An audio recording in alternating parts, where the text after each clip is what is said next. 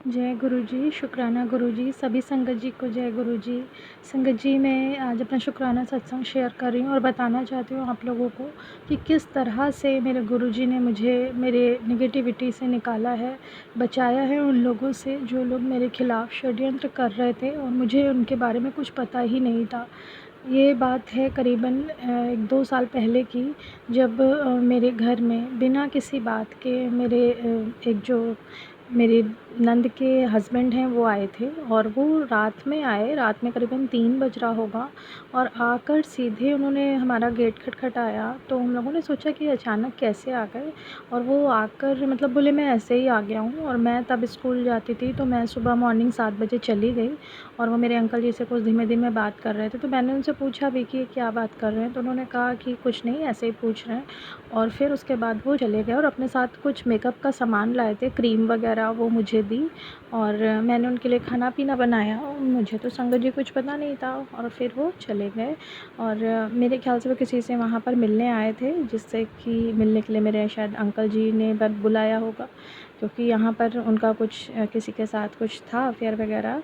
तो क्योंकि वो दुबई में रहते हैं और 3 साल में आते हैं और मेरी सास उनको बहुत मानती हैं, तो वही मेरे मतलब, क्योंकि ससुराल में, गाँव में ससुराल है, हम लोग तो यहाँ पर किराए पर रहते हैं। तो ससुराल में नंद बड़ी वाली और उनके बच्चे और उनके हस्बैंड रहते थे और वो शुरुआत से रह रहे हैं, शादी के बाद से ही गए नहीं। तो उन्हीं की राज पूरा चलता है, उनके मतलब हस्बैंड का। तो वो यहाँ पर आकर सब जानना चाहते थे कि मेरे अंकल जी किसके साथ अटैच्ड हैं, क्या है क्या नहीं।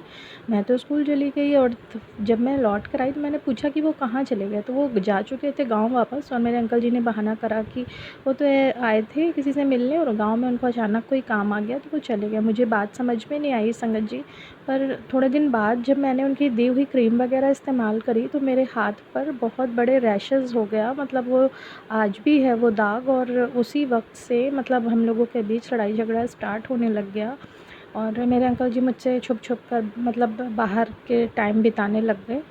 और फिर उसके बाद सर्दियों के टाइम पर मेरी नंद यहाँ पर आईं और वो अपने बेटे के साथ आई थी और करीबन 2 बैग भर-भर के लाई थी, जबकि उनको किसी शादी में यहाँ पे जाना था और उस शादी में जाने के लिए उनको इतने ज़्यादा कपड़ों की ज़रूरत थी नहीं। तो मुझे लगता है किसी से मिलने-विलने आई थी या किसी को कुछ देना होगा उन्हें। तो उसके बाद वो यहाँ रहीं हैं और उन्होंने भी कुछ ना कुछ तंत्र मंत्र किया है, क्योंकि मेरे गुरुपा कहते हैं कि 2 लेडीज़ हैं, तो उनमें तो एक मेरी सास हैं जो कि मुझसे बहुत ही ज़्यादा जेलस रहती हैं, पता नहीं क्यों। जबकि जब तक वो यहाँ थी मैं उनका ध्यान रखती थी, उनका काम भी करती थी, पर उनकी जो सोच है वो काफ़ी पुराने टाइप की है, जैसे कि उनके बाल धोकर उनको कोई नहलाए, उनको कपड़े पहनाए, और मतलब बहुत ही ज़्यादा पुराने विचारों की हैं। तो उनका शायद इसी वजह से वो मुझसे नाराज़ रहती होंगी, क्योंकि उन लोगों का कहना ये था कि जो कमाओ उसमें से आधा गाँव भेजो, जबकि हम लोगों की इतनी कमाई नहीं थी, हमको अपना बच्चा भी देखना था और गाँव से हम लोगों के लिए यहाँ पर कुछ भी खाने-पीने का सामान नहीं आता था, तो हम लोग कैसे अपना खर्च चलाते, इसलिए हम लोग गाँव नहीं भेज पाते थे। और यही मुख्य वजह थी उनके हमसे नाराज़ रहने की। तो संगत जी, इसी कारण से मेरी बड़ी नंद ने और मेरी सास ने मिलकर कुछ करवाया और उनके हस्बैंड भी इसमें शामिल थे, और वो लोग ये चाहते थे कि जो मेरे हस्बैंड के नाम प्रॉपर्टी है वो मेरी सास मतलब उनके नाम से हटा लें, जिससे कि वो अपनी मनमर्जी कर सकें। वो क्योंकि अपने बच्चों को लेके वहाँ पे नया घर बनवाना चाहती, और बनवा भी लिया उन्होंने। पहले टूटा मिट्टी का घर था, अब उन्होंने पक्का करा लिया और अपने बच्चों के साथ नंद वहीं रहती हैं। तो संगत जी, ये मुख्य कारण रहा प्रॉपर्टी। जबकि गुरुपा हमसमें मतलब, क्योंकि मुझे ये सारी बातें नहीं पता थी, मैं तो आराम से स्कूल जाती थी और रात में 8 बजे मैं आई जिस दिन स्कूल से, तो नंद यहाँ मेरे घर पे बैठी थी। मैंने उनके लिए खाना-पीना सब कुछ बनाया संगत जी, और वो तब भी कुछ ना कुछ करके गईं। उसके बाद से तो हमारे घर में और भी ज़्यादा लड़ाई झगड़ा मतलब स्टार्ट हो गया, क्योंकि अंकल जी का बिल्कुल मेरे साथ अटैचमेंट रहा ही नहीं। जैसे मुझे लगा कि हमारी सेक्सुअल लाइफ़ भी ख़राब हो रही थी और मेंटल पीस भी जा रही थी। तो धीमे-धीमे करके मुझे इस बात का अंदाज़ा तब हुआ जब मेरे अंकल जी, मेरी प्रमोशन हुई स्कूल में, तो उससे भी खुश नहीं थे। वो कहते ये तो कुछ भी नहीं कर पाएगी, और थोड़े टाइम बाद मतलब वो बाहर ही ज़्यादा टाइम देने लग गए। मैं कुछ भी पहनूँ, मैं गिर जाऊँ, मैं ख़राब पहनूँ, ख़राब तरीके से रहूँ, उनको कोई फ़र्क नहीं पड़ता था। वो कहते थे तुम कमा रही हो, जाओ अपने पैसे से लाओ जाकर। तो तब संगत जी उसके बाद ऐसा हुआ कि मैं जो जॉब कर रही थी, मेरी वो जॉब भी छूट गई। अब मैं बहुत परेशान कि मैंने ऐसा क्या कर दिया जो मेरे साथ इतना गलत हो रहा है।